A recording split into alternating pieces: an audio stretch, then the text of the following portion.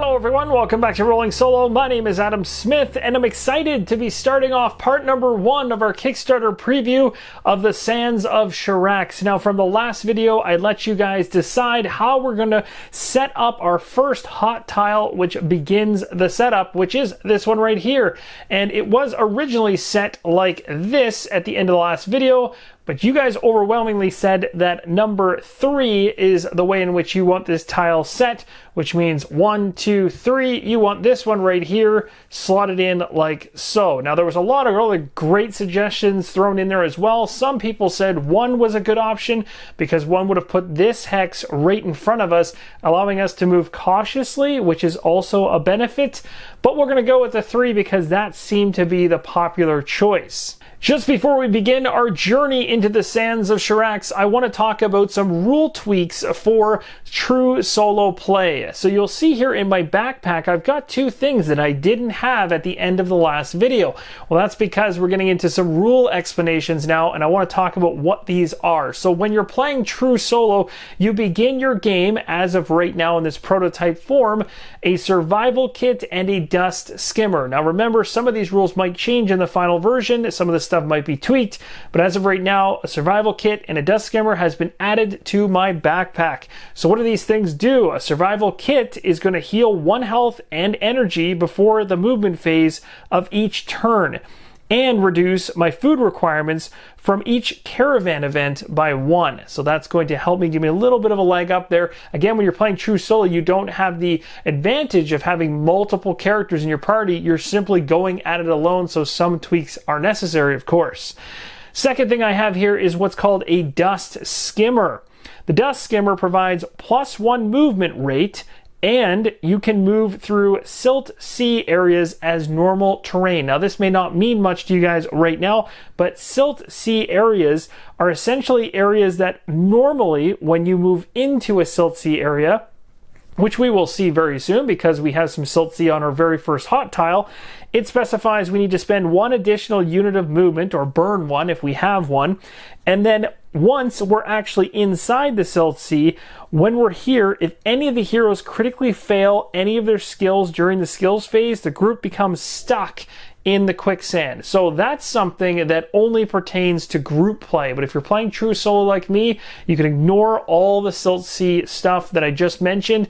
You're simply going to be able to move through it like it's normal terrain. So if you were curious as to what Silt Seas are in terms of a terrain hex, they're these ones right here. There's 5 of them actually on this hot tile, and because we're playing solo and we have the dust skimmer, true solo that is, we're able to move through these as normal hexes, as I just explained. Now there's 2 other things when playing true solo that are worth mentioning. I'll quickly mention them now and we'll see them in action later on.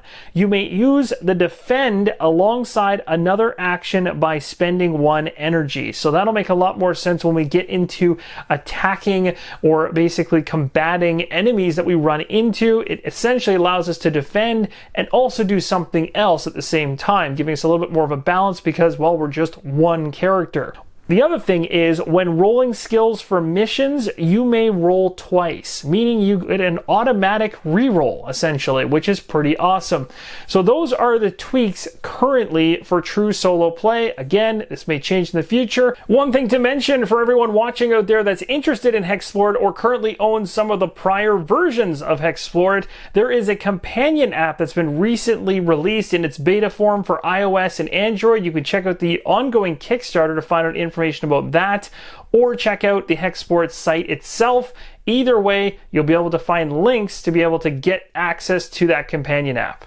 Another thing that's also worth mentioning is this cool element inside of HEXplore It called Valor. And Valor is actually a part of the rulebook that specifies certain achievements being hit as you've played through previous campaigns or previous iterations of HEXplore It. Give you Valor by hitting certain achievements, and then you can use that Valor to cash in order to bump up some of your skills. So without going into a full explanation of how Valor works, I'm going to use the 3 Valor that I currently have in order to cash that 3 Valor in and bump up my survival skill from a 1 to a 2. So as you can see, my survival stat is no longer a 1, it's been bumped up to 2, giving me a little bit better of a chance at landing a successful result when rolling for my survival. And of course, we can't begin an epic journey without knowing the win scenarios for that journey. So there are 4 endgame win scenarios that are basically offered in each of the 4 major cities in this game. Do we remember that those 4 major cities,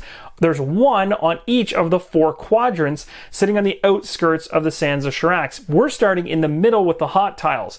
The hot tiles can never ever touch those quadrants. The only way to actually get ourselves from the hot tiles in the middle of the map as we explore through all those and then get ourselves from there to a quadrant to a city is by a caravan. And we'll talk more about how that works once we actually get there or have the opportunity to do so.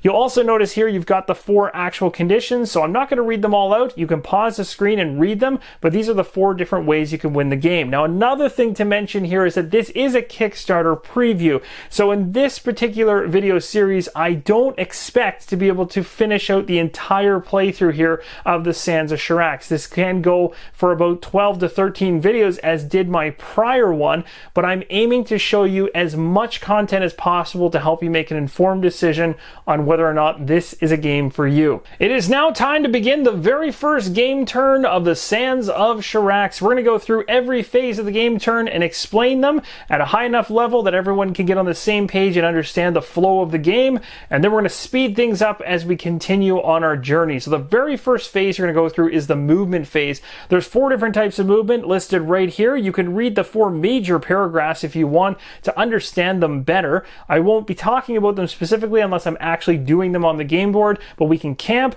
move cautiously, move normally, or move recklessly. And it's not just about taking in what's in these paragraphs, it's also about looking at what's going to happen in regards to your skills, because just below this is the second phase, which is rolling of the skill dice. So dependent on how you choose to move, the rolling of your skill dice will be affected. And you can see here there's modifications to some of them actually remove dice from the equation, and some of them allow you to kind of choose either or.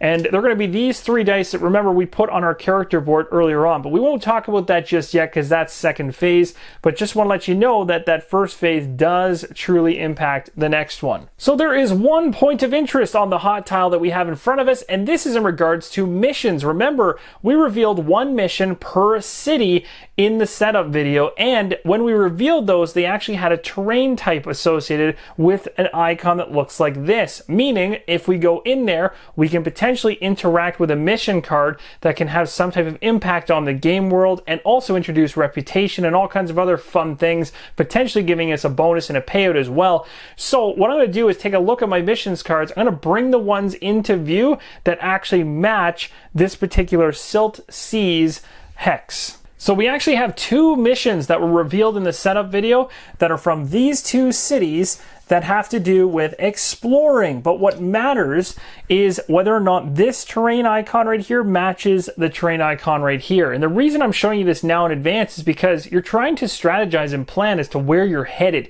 You're not just going to blindly move, although there'll be times where you'll have to do that because you'll need to come to the edge of a map tile in order to explore out further. But if you have a point of interest you want to get to, or you're trying to increase your stats, or you're trying to accomplish something in the game, you always want to keep an eye on your cards that are already revealed, and these are 2 we know of. So I can choose to move my way towards this point of interest, knowing that I can interact with 1 of these particular missions. So how do we get there? Well, it goes and comes down to what type of movement do we want to do. So let's figure out how much movement we have when we move through these hot tiles. The battle mat has a really nice section here for hero movement where you can keep track of the movement for your party. It says normal on one side, cautious on the other. We start in Sands of Shurax with 4 normal movement and 1 on the cautious movement. Now this can increase and change depending on what you have, and we happen to have a dust skimmer, which is right here at the top of the group purchases section, so we can cross that off. We got that for free for playing true solo. So what does a dust skimmer do? Well, we talked about earlier, it's going to give you a bump up in your movement, but it's not just your regular hero movement, it's actually moving cautiously as well. So my overall movement goes to a 5-2 now, which is actually quite nice. And again, this is why this is nice and easy to reference, because you can keep track of this stuff as it changes. So as much as I'd love to move cautiously, moving cautiously only lets me go 2 spaces, which is not enough to land on one of the missions that I'd like to do. So I'm going to risk it, and I'm going to move normally, which allows me to move up to 5. So I'm going to go 1, 2, 3 to this location right here. Now, when you reach the end of a hot tile, you immediately can stop your movement and explore out into the waste. So I'm going to go ahead and grab the next hot tile off the top. And based on where I place this, as long as it's adjacent to where I currently am, if there's another open space, I can reveal more than one tile. So here's the first one I've revealed off the top. It's completely blank in every way, shape, or form. So I'm going to go ahead and place this one like so. I'll connect it like this. And we're going to go ahead and explore off in this direction going up here. Oh, now that's a good one to get. And the reason is because there's a caravan on it and an oasis. Both are very useful. This again has to be adjacent to me. So I'm going to connect it in like this. So even after revealing these 2 hot tiles, I still have 2 more movement to spend, but I'm choosing not to use it. I'd like to stay at the mission and try to do something productive with one of those 2 explore missions. So now we're moving into phase 2 because I've chosen to stop my movement. And again, based on the movement I've selected, that's going to indicate how many skill dice I'm rolling. I move normally, so I'm going to be rolling all 3 skill dice. You can see here, if you pause the screen, you can read each of these if you want to find out how each of the successes and critical successes work. But at the very top of each of these, it says navigate, roll navigate to avoid getting lost. So that's what you're doing when you roll this particular die. When you roll the explore die, which is a yellow one, you're rolling it to explore and find treasure. So you're trying to find gold. Survival die is going to be all about finding food, and a critical success is landed when you get a hex. A hex is in the number 1 position on the 10-sided die, and a normal success would be anything that equals your stat or is lower than it. Let's see how the first skill dice roll pans out. All right, so the first one here is navigate. We got a 4, which is exactly the same stat that we have. As long as we match it or we're under it, it's a success. What navigate's all about is to avoid the party from wandering. And essentially, you just need half the party members to succeed at this to avoid wandering. If you do wander, you roll a hex die as shown on the caravan bar, and on the caravan bar it actually has directions indicated, so you roll that 6-sided die and you'll wander off in one of those directions. So thankfully we don't wander, meaning we get to stay where we're at for our mission. The downside is we don't get any gold because we rolled higher than a 3. We need a 3, 2, or 1 to succeed. Didn't get that, so no gold for us. And for our survival skill, it means we need to consume food because we got a 5 and it wasn't a 2 or a 1. So our food rating is a 2, so we're going to be knocking our food rations, or the amount of food we have on us, we're going to be consuming that 2 food down to 4. The next phase of the game, which is the third phase, is the circumstance phase. So how the circumstance phase works is it's not always going to happen. If you happen to end your movement on an oasis, a caravan, city-state, boss location, gambling den, shop, crystal tower, then you skip this phase. Otherwise, you do it. And because I didn't land on any of those, I'm actually going to be on a mission space. I'm going to have to roll a hex die, which is right here. And I'll roll this, and if I land a 1, 2, 3, or 4, I take the corresponding face-up card that we set up at the very beginning in the last video in the circumstance bar and resolve it. If I get a 5 or a 6, I blind pull from the circumstances deck. Time to find out what the hex die has for us for the circumstances. Ah, a 3. What is that? That is the Cliff City. The Akraket are a stoic avian race who keep to themselves. Their cliff city, Karata, is rumored to reside somewhere far from civilization. You found them, but you can't gain access to the Karata without first proving yourselves. Place the cliff city location token on this hex. Before you gain their blessing, the group must participate in a dangerous climb to their perch. Play the Harrowing Trial Arena event and add 5 to the feat requirement. Ignore all currency rewards for this event. If the group succeeds, you gain their blessing. All heroes heal all lost health and energy each time they move through Karata. So we've gone ahead and grabbed the token for the Cliff City, which actually is a unique and specific one, and place it just like this underneath of our party. So here's a high-level look at the Cliff City encounter, and we have the arena reference sheet as well, because you'll be using this to complete the Cliff City encounter. However, this is an optional discovery, this one right here. Even though it doesn't specify it on the card because it's a prototype, it will in the final version. This is one of the 6 major things that you can encounter in this world, and I'm going to choose to avoid it for now, not because I don't think it's awesome, because it really is. The healing and of the ability to heal your health and energy is fantastic. I just don't think I'm strong enough to traverse this cliff without taking a lot of a beating on the way up. So how does this actually work? I'll just explain to you guys, if I was going to do it, how it works. So essentially, you're going to go through these 4 steps up here, but you already know what your event is. You're just referencing this arena and kind of ignoring the fact that it's an arena. You're doing this only strictly for the mechanisms of climbing the cliff. So we know it's going to be the harrowing trial because it specifies that right on the card here. It also says add 5 feet to the requirement. Well, extra feats that you need in order to beat this particular event is 3 per player. I'm playing true solo, so 3 plus 5 is 8. I need 8 feats in total in order to succeed at climbing the cliff and gaining all the awesome rewards on this Cliff City card. So how do you do that? Well, every single round you're going to roll against one of the stats that are listed beside the event here. So you got 3 different ones for this particular trial that I'm doing. It could be the current health, it could be your explore test, or it could be your survival test. The trick is, once you do one, say I do the current health, that one's tapped. And then the next time I do another, the next round comes around, I have to choose one of the other 2 first. Then when that one's tapped, I have to choose the remaining one available. And then once that's tapped, they all reset. And then I can choose whichever of the 3 from there. So you can't just choose the one you're strong at and just keep hammering away, in other words. So you're going to go through using your stats to try to gain feats. Every success you roll on the 10-sided die when you make your check against your stat is going to be 1 feat. If you land a hex, it counts as 2 feet. Simple as that. And once you get up to 8, you succeed at this encounter and gain all the rewards from it. Again, it also mentions in here that you're not going to gain things like gold and all that other good stuff. So you want to take a close look at the rewards on the encounter that you're doing, unless you're literally in the arena as part of one of these city event type situations. With the circumstances phase complete, I'm going to take a new card off the top of the deck, and this is going to sit in the 3rd position. We found another discovery, the Well of Sorrow. Now we move to phase number 4, which is the event. So this has to do with where we landed. Did we land in an oasis, a caravan, a city-state, a boss, or a mission location? And we know we landed on the mission location right there on the far right. So attempt to help a city-state. Read the mission card for more details. So I, again, as I talked about earlier, have 2 different missions to choose from, both of which are considered an explore mission based on the terrain that I'm currently sitting at. I'm going to have to make a decision on which one I want to do. So this is the Silt Sea Mission that I'm choosing to do. It's an explore mission. It says, a contingent of Emperor Noko's men have disappeared in the Silt Sea. The Terrans have asked you to locate them. If you succeed, you find they've been surrounded by a horde of silt eels. The creatures have already killed several of them.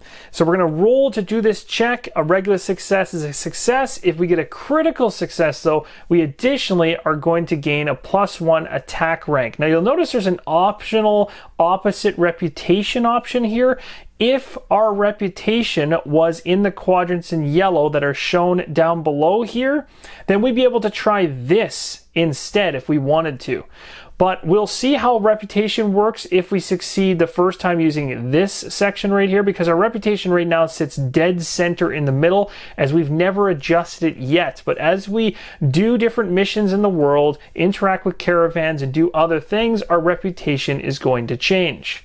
So I'll go ahead and roll my explore die. Remember, I'm playing true solo, so I get a free reroll when doing missions. And this is a mission, so here we go. First roll is my normal one, and I get a reroll if I don't like it. I am completely okay with that. I needed a 3, 2, or 1 to succeed. I got it on the first roll. That is a success, and now we gain some rewards. So the very first thing we're going to make mention of is the reward of reputation. So we successfully completed a mission that is aligned with Tari, that city right there. And when you do that, you're going to move yourself in a positive direction 1 space towards Tari. So you can see here the reputation chart for ourselves. We're currently sitting dead center. And Tari is actually a corrupt and cruel area. So we're going to be moving our reputation from the center position, which I'll erase right now, down 1 space towards Tari. This is going to have effects on us going forward when we're in different towns or doing different missions. our reputation is going to shift over time. And you can see the other cities that we talked about earlier on in setup are all along the axis as well and represent different things. Like, for instance, on the polar opposite side, we've got a totally different city with a rebellious and righteous side and a corrupt and cruel down below. And so we'll be kind of pushed and pulled dependent on our decisions and how we interact with the missions and which city missions we choose to actually go after. So that's the first reward we got, is just a change in reputation. Now let's head to the next one. So in terms of the order of the rewards, we've gone ahead at the Silt Sea, we completed the mission. We then went ahead and changed our reputation 1 space toward the city in which we completed the mission. So that's Tari, so 1 down. And then as soon as we did that, we have a gold symbol here with a plus in the middle. What that means is to reference the city in which we completed our mission and see whether or not our reputation gains us some gold. And you can see here it does, because our black dot is now in the bottom 2 quadrants, which is highlighted here in Tari. And that means when we go ahead and employ a mission, we gain +2 gold. So I get to gain 2 gold on top of the 10 I already have for a total of 12. Then we're going to go ahead and grab 2 power-up cards. All right, so now it's time to pull our 2 power-up cards, and you can see our gold's gone up to 12. First card off the top is Attack. We're going to get a +1 in the attack column. So this goes from a 2 up to a 3. That's not a bad jump. This is always fun. Love the power-up cards. Always give you some good stuff. Oh, this is not a bad one here. Food rating. My body's changing. +1 or -1. Food rating can be reduced to 0. If a hero's food rating is 0, they no longer need to consume food. That's cool. If your food rating is already 0, when you draw this card, you may draw another power-up instead. That's perfect. So I want my food rating going down. So I'm bumping this thing down to 1. That's going to be a really nice change. Wow, that worked out well. So 1 on the food rating scale now. And now we'll flip up the next mission card for Tari. And we have a special one here. Oh, this one has to do with crystal towers. So we haven't seen any of those show up just yet, but we likely will in the near future. So now we enter phase number 5, the villain phase, or the Ravager phase. And the Ravager's not currently on the game board or activated yet. There are 3 acts inside of this game, and in all 3 acts, the Ravager will make appearances and kind of jump in and out of the sands at different places, creating different crystal towers that we can interact with, gain power-ups from, but also have to deal with the fact that it's on the game board causing havoc. So how do we trigger this? How do we start act number 1? Well, when you first land the first villain phase, you'll have a pyramid die. You'll be rolling this pyramid die, and if you land a hex on the top, in other words, a 1, then you trigger the beginning of act number 1. Now, every beginning of every act has a different trigger. Not going to go through each of those right yet, but we might talk about them in the future. In terms of when the Ravager disappears, if I roll this right now, which I have to roll this die during this phase, and I land a hex, the Ravager activates. The Ravager will go through a game turn cycle of appearing, then pausing, and then disappearing, and then will not come back again until we trigger Act 2.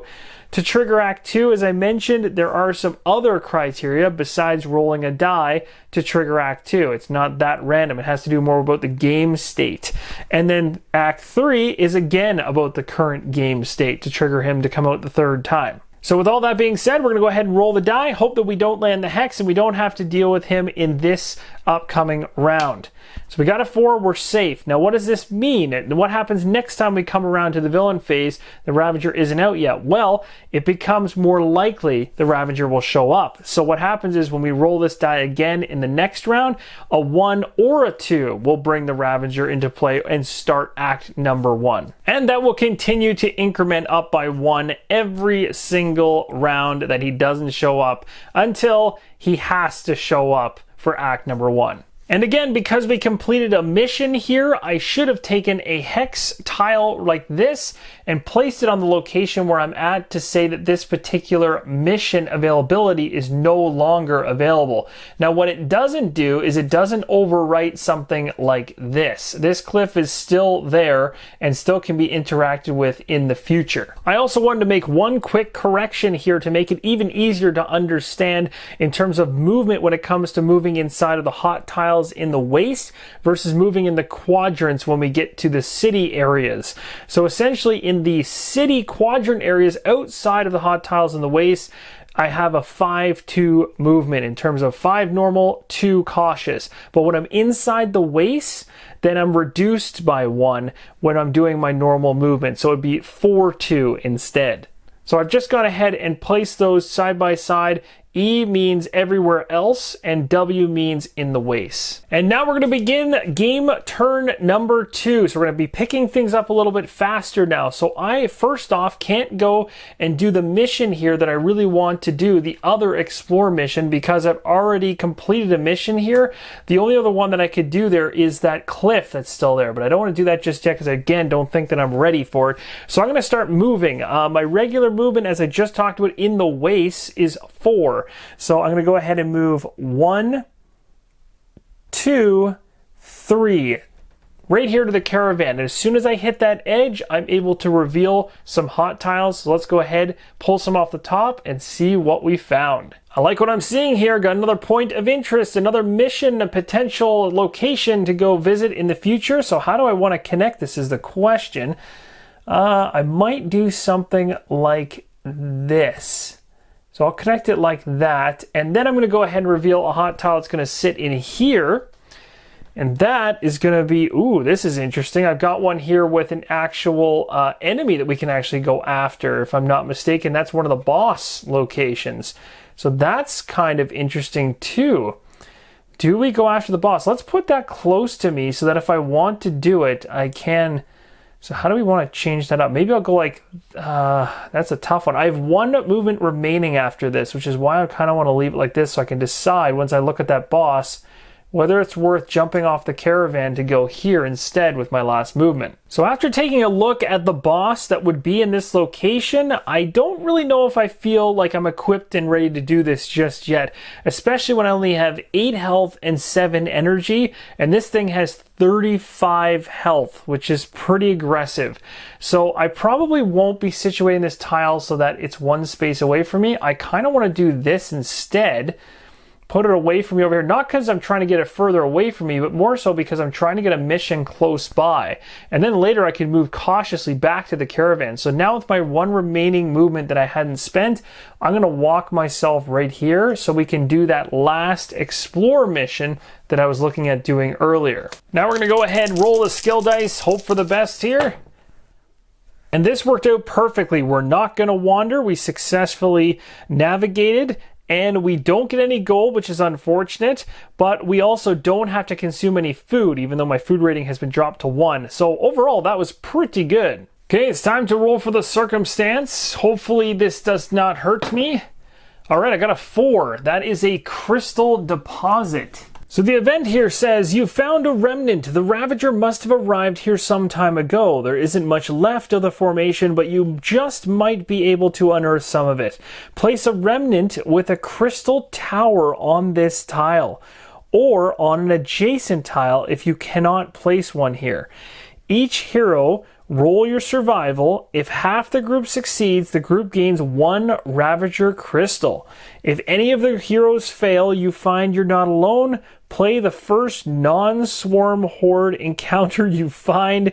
This opponent gains a mutation. So this is extremely cool because we found a crystal deposit that shouldn't even be in play until the Ravager is in play and then ducks into the sand, and parts of its body are left behind in the sand that we can then mine in order to gain power-ups, resource crystals that then we can essentially trade in at cities or use as an endgame trigger to win the game if we get enough of them.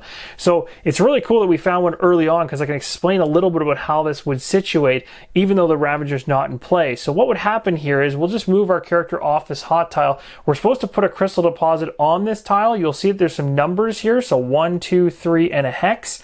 So essentially this remnant, which is what this tile is called, has a crystal deposit on it. This side of the remnant has none. It means essentially we've already pulled the crystal out and there's nothing left. So we're putting an actual crystal remnant into play based on this crystal deposit card saying so. So we need to figure out where it's going to get situated. It's 3 hexes in size, and you can see here we got 1, 2, 3 in hex. If it lands a 2, then you look at all the hexes surrounding the 2, and that's where the crystal will go, that remnant. If it's a 3, it's here. If it's a hex, it's here. And if it's a 1, it's there. So we're gonna go ahead and we're gonna roll the die to determine where this crystal remnant is going to land. So this crystal tower is gonna land on 4, which is actually a hex in this particular case. So we're gonna go ahead and grab this crystal tower and drop it in like so. We'll go ahead and put our character back here, and we're all squared away. So now we need to roll our survival, and if half the group succeeds, the group gets to gain 1 Ravager Crystal. So here's hoping that this pans out for me. So I'm gonna go ahead right now and grab my survival die, which is my blue one. And I know with my blue right now, my survival level is not that high, it's just a 2, so the chances of this actually happening it's probably pretty low. So we'll see how this goes. Oh my gosh, I got a 2. Are you kidding me? Okay, well, I'm pretty happy with that result. So we're gonna go ahead here and mention that we got ourselves 1 Ravager Crystal already. Look at us go. And we haven't even seen this Ravager come out yet, and we're already on the board. All right, so I got a couple things I want to mention here after we got this crystal tower showing up here. So first off, you might think after the crystal deposit encounter that said we gained 1 Ravager crystal, it would come from this tower. At least that's what I thought initially. But on confirmation, it actually isn't. I get the Ravager crystal separate from this tower being here, and the tower can then be harvested as an actual action myself. If I choose to harvest it, I can roll a d4. I can potentially gain more Ravager crystals. The only downside to that is the potential to get mutations out of it and to lose some energy while I try to do so. But regardless, it might be worth it for the power-ups that it gives plus the crystals. And it's right here for the taking. The other side of it is, as well, is that I've got the Oasis close by, the Caravan close by, and a level 1 boss. So I really have almost everything I need, plus a mission up here to do. The one thing that I failed to strategize or notice when I was choosing this location to stop in is I actually don't have a mission that actually ties to this terrain type, and that is important. I thought that this actually was the same terrain as this previous one back here, but you can see they're very different. And this last Explore terrain mission card needs that Silt Sea, which I'm currently not on. So I thought I could do it. I can't do it. So I'm currently actually just in the middle of nowhere, and I don't even get to interact with any missions at all. So I skip right past that phase. Okay, so it's time for the Ravager phase, and we're gonna roll another pyramid die here. If we land a hex or a 3, then the Ravager appears. Now, I might have mistakenly said that before the hex was a 1, but it didn't matter because it didn't impact gameplay at all. And for some weird reason, I thought 1 was it, but it's actually the 4 that's the hex. And then you start reducing the number down every single round that the Ravager doesn't come out. So a 4 will bring the Ravager out from last round, a 3 for this round, and we're rolling. If either of those hit, the Ravager is coming out to play. So here we go.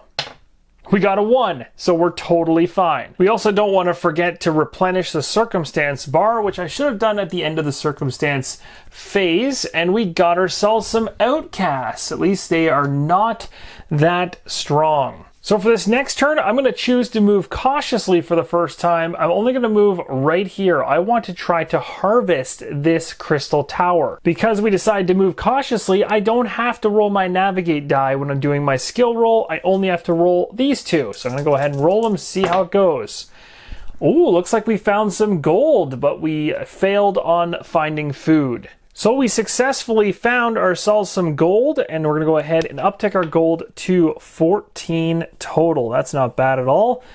Gotta love having gold. It'll be good for when we get to a place where we're able to spend some money for our character. And then this one here was an outright fail on our survival roll, so we're going to have to use our food rating of 1, which thankfully got reduced earlier, so it's not as much of a hit anymore, and that goes from 4 down to 3. Getting down to the low end of things in terms of food. At max, we can have up to 20. Now we move into the circumstance phase, but we actually don't do a circumstance because we're currently in a crystal tower space.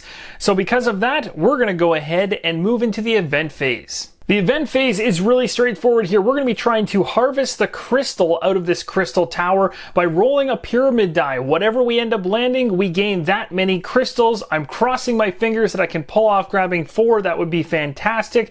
We also are going to be able to grab a power up as well for clearing out this crystal tower. So here we go.